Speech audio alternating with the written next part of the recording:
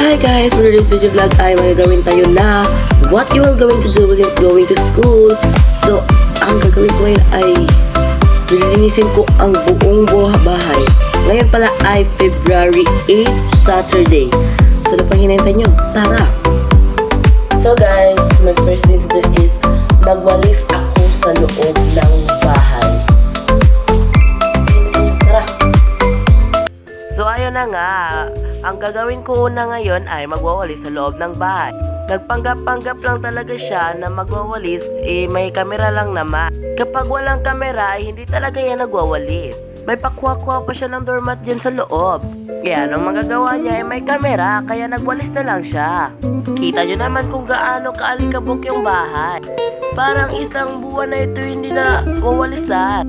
Kaya nagsipag na lang ako kasi wala akong pasok ngayon.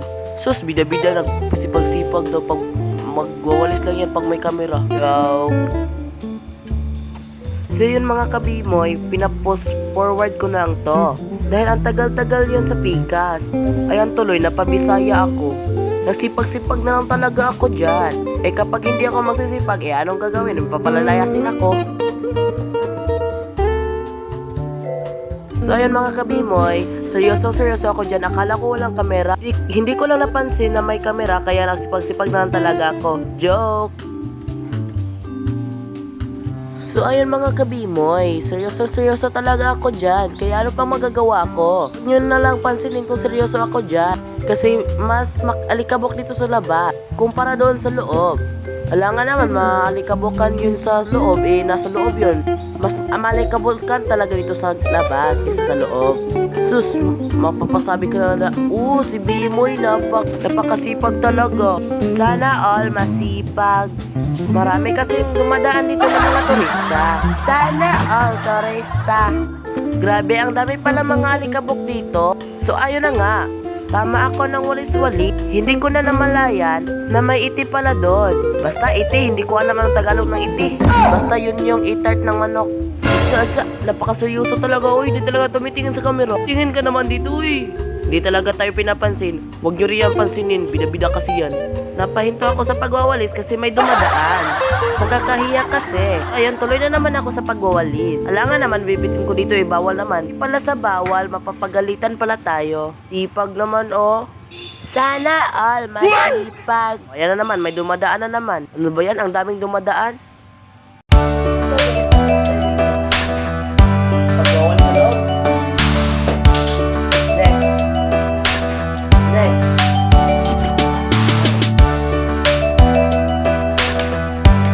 So ayun mga kabimoy, ang pangalawa kong gagawin naman ay mag-arrange sa loob ng bahay. Kasi para itong bodega, hindi ako marunong kasi mag-arrange kung walang tao. Kaya tamang arrange na lang ako dyan. May mga notebook kasi dyan sa lamesa. Dahil ibinilin ko dyan. Ay sorry, nabibisaya tuloy ako. Iniiwan pala, hindi pala binayaan. Pwede naman yun By the way, iniwan ko talaga yung ibang notebook ko dyan. Kahapon nga lang ay i-exam kami ng 3rd quarter. Yan pa pala yung mga damit ko. Kasi nasa iisip ko na maggala-gala na lang pagkatapos ng exam. Kalimutan ko tuloy. Yung nai-exam kami kahapon, sabi na first subject namin ay ilagay daw yung clearance dun sa lamesa. Pagkatingin ko sa bag ay nabilin pala. Hindi nga nabili, naiwan na. Kaya tuloy, nabibisaya talaga ako. Pagtingin ko sa bag ay nawala nga. Tinignan ko sa mga notebook ko, wala talaga. Pag uwi ko, tinignan ko sa mga notebook, andun lang pala sa English notebook ko inilagay. Buti isang subject lang yung hindi pinirmahan doon.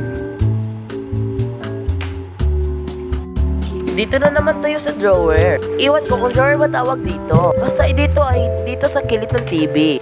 Dito nilagay yung mga sudlay, mga notebook, towel at mga ID. Hindi ko alam, napaka-kalat na pala, kaya nilinis ko na lang. Nasisipag talaga ako ng maayos. Wala talaga kayong magagawa dahil masipag talaga ako ngayon. Dito naman ako sa bamboo chair. Ewan ko ba kung bamboo to or kahoy?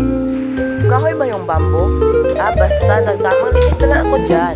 So masasabi ka na lang talaga ng ang linis, Char.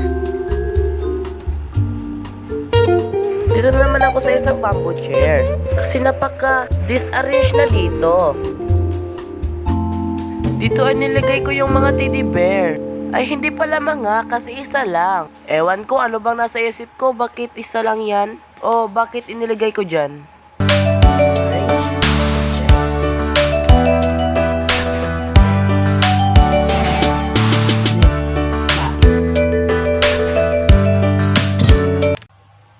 So ayun mga kabimoy, magsasaing muna ako. Dahil gutom na daw si Papa. Wala na tayong magagawa kapag si Papa yung nagugutom. Kaya tara, samahan niyo ako magsaing. Una ay, hinugasan ko muna yung kaldero. Pangalawa ay lalagyan ko ng bigas. Paano ka magsasaing ko ng bigas?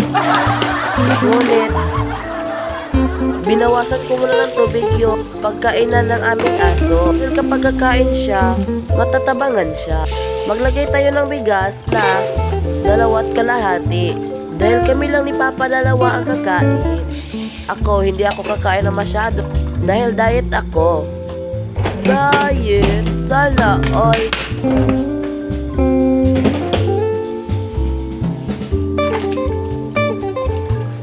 Ang pangatlo, hugasan mo lang siya ng pangatlong beses. Pagkatapos kong maghugas ng bigas, agad ako dito para maghaling. Basta haling. Kaya naghaling na ako dyan, hindi ako nagduha-duha. Tamang haling lang ako dyan. Hindi ko na namamalayan. Ang dumi na pala ng damit ko. Kita nyo yan sa ubos? Ayan talaga kapag naghahaling. Iba pa naman ako maghahaling. Ang dugyot-dugyot ko titignan. Kaya nagsindi na ako ng goma para sa ating pangsaing o panghaling. Dito binalay-balay ko muna yung mga kahoy para mas madali siyang bumaga. Hindi kayo marunong magbalay-balay ng kahoy? Ito na yata yung tutorial, kaya manood kayo na maigi.